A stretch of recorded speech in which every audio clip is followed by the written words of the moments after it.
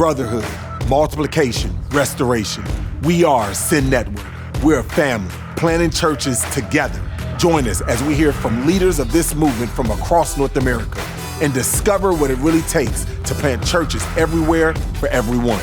Today, I'm talking with my wife, Angie, about the last 18 years of our church planting journey together as a couple. You will hear our story of how God is using us to plant Blueprint Church in the Old Fourth Ward.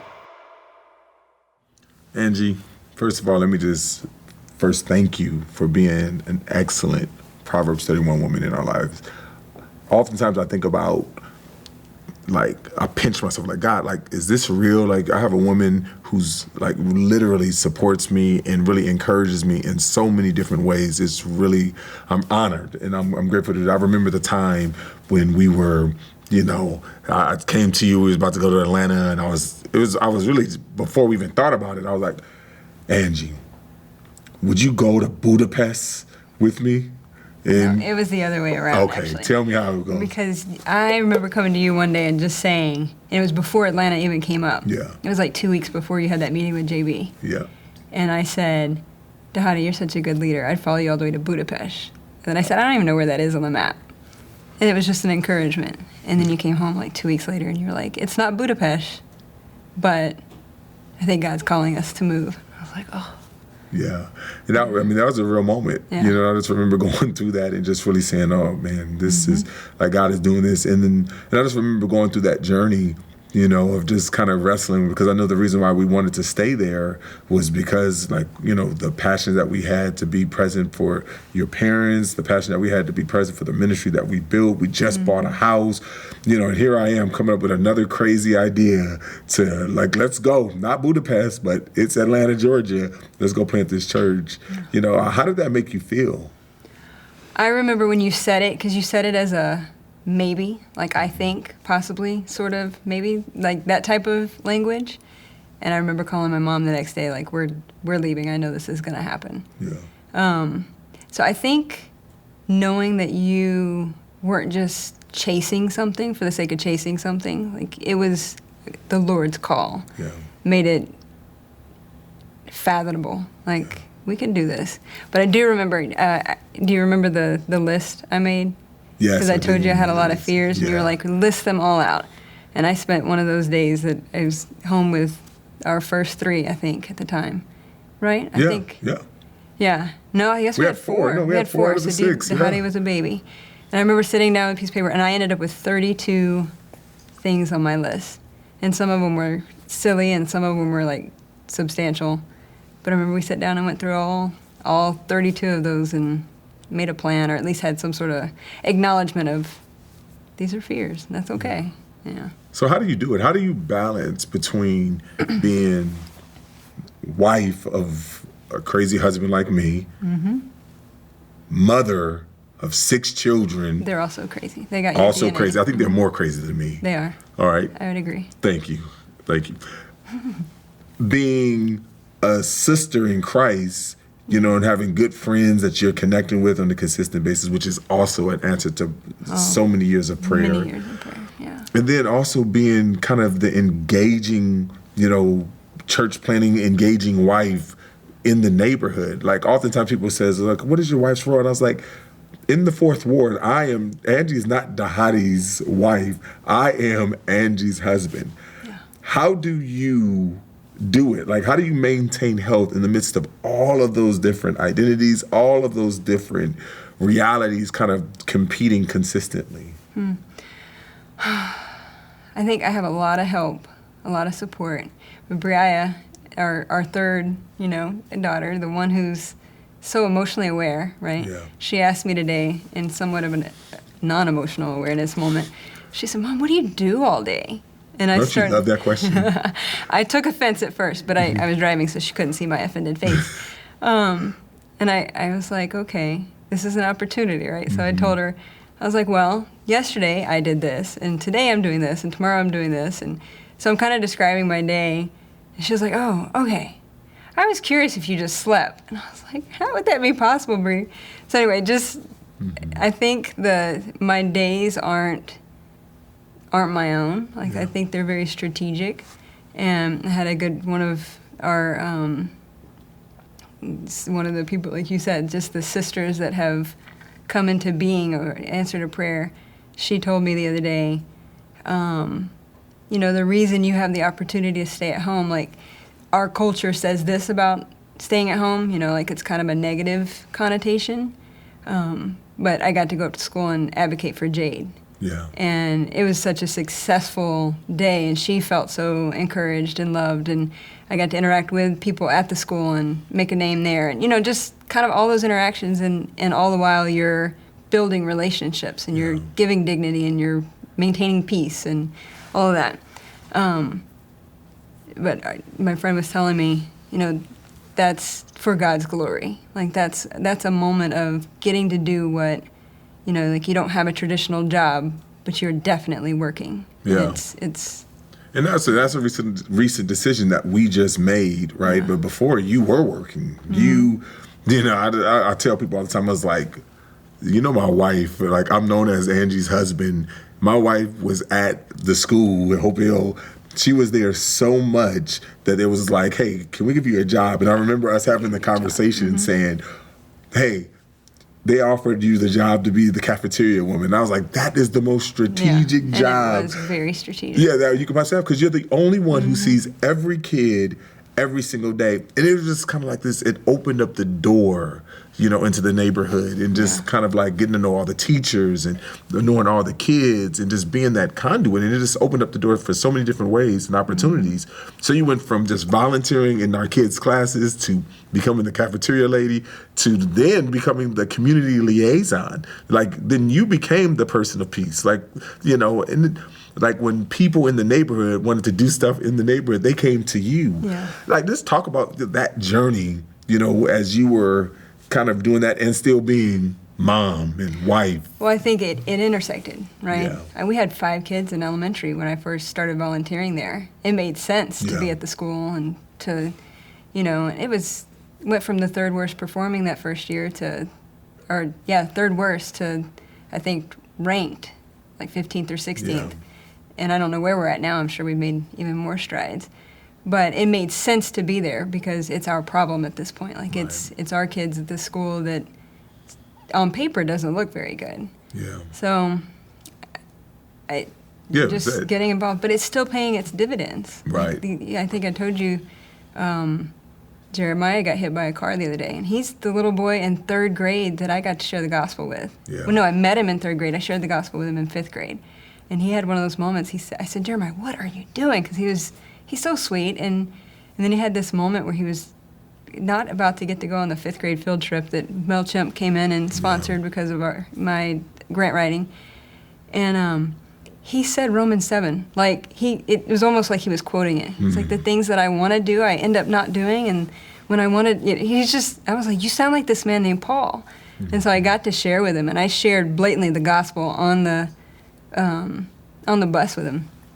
And 7th grade, he called me in the middle of the night telling me some tragedy that had happened, and being able to just kind of share again and talk to him and encourage him.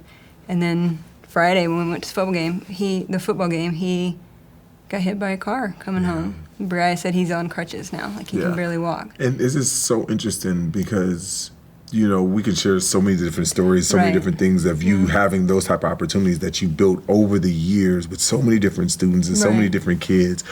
But still, you talked about it initially, you got mad at Briaya because you're struggling with identity, right? Like that whole identity. When I talk to other different wives, I mean, they are also struggling with identity. They also talk about, I'm not Angie. I don't got time for the kids. I can't be that. I can't do that. I mean, how do you coach yourself through not, comparing yourself to this woman or that spouse or that, first lady or, how do you wrestle through that in your own way? Well, you've helped me a lot with that, about just telling our church that my wife is not first lady or, that's nowhere in the scripture. My wife is a faithful member just like all of you are to be faithful members. So I think that's been really helpful. I think also having my sisters, we talk on Marco Polo at least once a day, if not more. And those are the people that I go to, and I feel like I can be vulnerable and say, hey guys, I'm struggling right now. I'm feeling like I'm wasting my life. I'm kind of worthless. Here's the lies that I know are lies, but they're sounding really loud in my head right now, and I think that's kind of they're my sounding board that can stop that and speak truth. And what's interesting about that, you talk about your ladies or your girls, and a lot of times for a lot of spouses, they don't there's no place for me to share, yeah. and this has been a journey that we've had for over a decade, over just praying to the Lord, like, God, send someone that can share, because there's been oftentimes that you didn't feel like you've had someone that you can share lots of with. failure. And there's been people that you thought was going to be, and then they ended up not working out in the way that we thought. Like, how did you stay in the game? How do you keep fighting to do that? Yeah, I think the Lord really honored our prayers. Yeah. I can't remember what year that was, but it's been several. But I remember Jack and Jay coming, some counselors, and just saying, how do you make friends? Like, what would be, and I said, I wish I could just do it like my daughter, or like a kid. And he said, well, how would a kid do it? And I was like, my daughter went to school and met somebody and said, hey, will you be my friend? Yeah. And the little girl was like, okay, and then they eat lunch together, they play on the playground together, they partner up together when it's group time or whatever. And I remember him saying, well, why can't you do that? But obviously not around recess, but why can't you do that? And that kind of breathed the fire in me, like, why can't I do that? Because it's vulnerable. Yeah. It's weird. That's good. But it's possible. And so that's what I did with Adrian and Sandy and Jennifer initially, And these are all people within the church. These are your girls that are in the church, because sometimes it's like, I don't feel a safe place, especially in my church, because we even talked about it oftentimes, that you go in and you feel like everyone is kind of judging you. I mean, that's the first lady. We can say all that we want. Yeah. My wife's not the first lady. She's a member, but there's still judgment that comes in, and so how do you protect our kids? How do you protect yourself from trying to, I gotta live a certain way or to kind of meet this image that you've created for me, but I'm not necessarily even trying to maintain or create for myself? How do you wrestle with that tension? I don't know. The kid part is the tough part, because that's where you can get a mom real angry real quick, is when people want to judge your kids for a standard that they shouldn't be held to. I think with the kids, I remember just the other day, Jade said she had a headache, so she was laying on the couch in the back room, and somebody came in and said, and you're the pastor's daughter, you're supposed to be in the sanctuary, you know that. And she was just like, I'm a person with a headache. Like, I'm not a pastor's daughter, I'm a person with a headache. And they said, well, she didn't respond that way to them, but I was like, we need to go get her.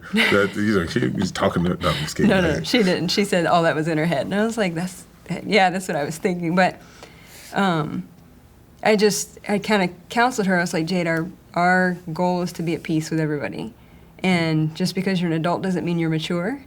And, I gave her some kind of, this is what you can say. Like, I have a headache. My parents know I'm back here, but thanks for checking on me. Or, something like that you're trying to honor, but also address the judgment.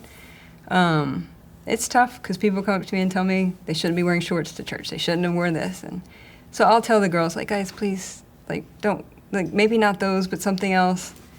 But in the end, I'm like, And it's interesting, wrestling with that dynamic of letting your kids be free and experience the Lord in the way that they want, so we don't get them bitter towards the Lord, but at the same time, try to be at peace with all men, and you don't want to be a stumbling block, or so you're wrestling with that tension of giving freedom and letting them find themselves at the same time being courteous and those things. And I think that's really something that's really important. So now that we have kids that were left, then no longer we had 5 kids, and we had 5 kids in elementary school. Now we have 1 in elementary, 2 or 3 in middle school, and 2 in high school. All right, how do you divide yourself up now? I mean, how do you, how do we do that? So I told the 5th grade teachers this year that I'm no longer working at the school, but I'll be the 5th grade mom representation, room mom, whatever they call it. So I'm doing that just to kind of stay present. Stay present, But at Inman, I'm on the GO team, which is like a governance board that you help advise the principal of where the parents are and what's going on, and you affirm, you don't really approve, but you affirm the budget, or you state you're like, I don't think that makes sense based on the data. And, so I've been on that. This is my 3rd year. Yeah. I keep getting voted on. That's funny. So I'm doing that, and then girls basketball at Grady. Just volunteering my time there, and I'm administratively gifted, so I can do some of those things with ease, like doing a packet that maybe coach is dying if he has to sit down and create that. So. And how does that open up the doors to like the different relationships that you have, like out there with people who don't believe the same way that we believe? Yeah, I think that idea of being at peace with all men, I think that's internally, that's what I'm always processing. I know most of the people, not all, certainly not all, but most of the people who sit on those boards with me don't trust the Lord. Yeah. Like and they believe things that are very opposed to Christ sometimes, right? But they can't deny that there's something in me that has joy and there's peace with it. And I remember Miss Hill at Hope Hill. I had tried to interact with her, and she kind of blew me off for the first few times. And I found her in the teacher workroom crying. Her grandfather had just passed away, and it was an opportunity. And I said, "Hey, can I pray for you?" And I got a chance to pray over her, with her there, and in a vulnerable moment, like and then to be able to say, "I'll go watch your classroom while you kind of get yourself back together." And we were friends since. Yeah. That wasn't just waiting for opportunities. I'm making friends. I'm being peaceable until the Lord opens a door to where there's something I can speak into that maybe can make a difference. So, like I said, amazing wife, amazing mom, amazing friend, engaged in the community. But what about that overarching, because the first lady is supposed to be the pastor for the women. How do you minister to women in the church, or people who demand the times? Because I know, obviously, that we don't have a lot of time. Our margin for time is very small. So how do you intersect or engage with women in the church that were like, Angie, would you disciple me? Would you mentor me? How do you do that? Well, we have a great system at Blueprint, which is helpful. So I know the ladies that I'm responsible for. Yeah. And so I'm getting really good at just saying, no, let me introduce you to who's responsible for you. Yeah. And kind of going that route. But for the ones that I'm responsible for, I use my lunches. Yeah. And I'm trying to be consistent about that, at least Tuesday and Thursday, taking a different woman out and just hearing what are you going through? Like, what is the Lord teaching you? What are you, what keeps you up at night? What are those things? Let me pray with you. And then that's been a pretty big encouragement for a lot of the ladies. But I try to keep it to just the ones that I'm responsible for, because otherwise I would do them a disservice. And I've had to say that, if I spend time with you, I'm not spending time with someone that I'm actually responsible for. But I love how you phrased it, earlier when you said you take the time to get them connected to someone. Yeah. So it is. It's like you're not just like shoving over. It's like, no, because actually we believe that we know that person's going to care. For them. Yeah. And I also love kind of the thing we talk about, intersection, not addition, right? Mm-hmm. And you're inviting them to lunches. You got to eat lunch. And, we talked about different things. We're like, hey, come cook a meal with me. Come be a part. You think about people who've lived with us. I mean, I always go around and I tell people, hey, we've been married for 18 years, and 16 out of the 18 years we've had someone live with us. And people was just like, what kind of wife, what kind of woman do you have? Because I've been wanting my wife to do this, and they feel the pressure. You wasn't initially receptive to, having people living into you. Like, what was that journey for you to go from this highly, I'm kind of extroverted, and then now kind of, we had totally different backgrounds. Meaning you're extroverted. I'm extroverted. I was like, I hope you're not. No, you're not extroverted. Okay. You're introverted. I'm extroverted. I moved around a lot. You didn't move around a lot. So like totally different scenarios. And when I come in and I say, hey, I've got a great idea. Let's have people move in with us. Right. How did you kind of process that, and how's that journey going from then to now? I do think that it helped that we started with a 3-week, like we started with Sims. It was just 3 weeks. Mm-hmm. So it wasn't let's do this for the next 16 years. This was 3 weeks. Yeah. And so I do know that the Lord changed my heart in that, because I remember Mahogany and just being like, she would really benefit from being a part of a family. Yeah. And like my heart was drawn toward her and that, and then once she and Marika moved in, just feeling like I could not do this without them. Yeah. Because I think at that time we had 3. We had our. Yeah, and they were like 4, 3, and 1 or something like that. No, at that time I think we had 2. Oh, yeah, 3. Yeah, we did. But you know what's interesting about that is that when you talk about that, because a lot of times we think, oh, you got to go and you got to teach them the word, you got to have this Bible study, you got to have these things, and I mean we've done that and we bring them in, but a lot of the life lessons that have been taught is just learning how to pay your bills on time, just knowing how to respect your elders, knowing this. Just having that, because I remember just conversations. Brings up so much, yeah. Yeah, just doing those basic things in life, and it's you can do that in the everyday aspect of life. I'll never forget the time we had that one Sims, and in that 3-week program that we were doing, that we were beefing, we had a problem, and then I was just like, okay, we just can't do this, and so I remember going in front of all these singles and saying, we're beefing. We got issues. And they all took my side. Yeah, they all took your side. But you do know. Let's just be honest. They always got to take your side because there was a more, it's because they were more afraid of you. You think that's it? I think it was because I was right. No. You're not always right. No, not always. Over the years, no one has ever. It seseems like. But no one has ever agreed with me. I'm just trying to figure out, I'm not always wrong and you're always right. So I'm just letting you know. I didn't want to do this now, but many witnesses. Yeah, so maybe I'm wrong. Maybe I just need to go before the Lord. But I guess I'm just saying, like, just being vulnerable and them speaking into our lives and being like that probably taught them more than just simply going through and studying. Had come back afterwards and said that was a really big deal. Yeah, and just seeing that over and over and over again so happen. But so just how do you maintain health? Like, this seems tiring. It's exhausting. Yeah. Like, whenever I tell people, like, all that you do and all that we do, people's like, that sounds exhausting. How do you maintain health? Yeah. Well, I have an extensive calendar, and I have a plan for everything, but that's my personality. So I don't think that would work for everybody, but this is what works for me. My daytimes are more of my revival times. Because once 2:30 hits, it's kid after kid after kid, homework and stuff, and people and mission or city groups and. But how did you do that when you was working? You didn't have that daytime. That's true, you were working. Well, I still worked part-time. Okay. But no, I think it's just I do well when I know that there's not necessarily a carrot dangling, but like there's a date night coming, there's a break here, and so planning those things so that those are consistent and not. Once every 3 months type things. Yep.